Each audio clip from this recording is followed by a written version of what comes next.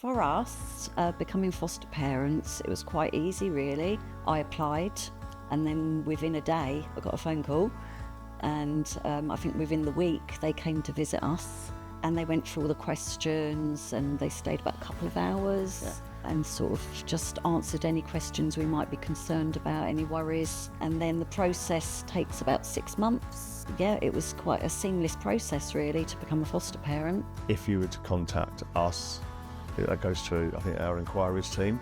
Yeah. And they will then allocate quite quickly somebody to go out and do what's called an initial visit. So that's a visit just to see whether they have the right form of accommodation. So they, for instance, they have a spare bedroom, because that's a requirement for obvious reasons. They go out and do the initial visit and talk a bit about what fostering is all about. We tell them about our organisation and what we provide and how we can support them.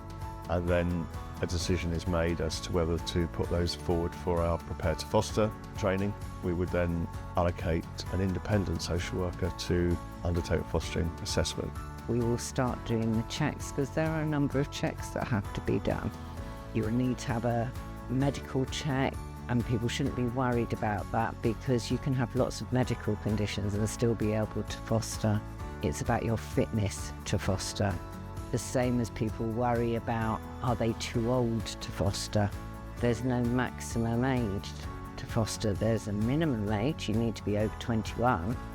But as long as you're fit and healthy, you can foster at any age. Once all that information is gathered, you've had all your meetings with the social worker, you've read everything about what's been written about you, happy with that, it then goes to what's called a fostering panel.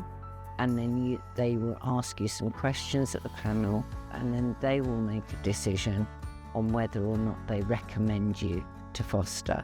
The fostering assessment was quite helpful. The lady came to my house, and from the first day till I was being approved, she was quite helpful.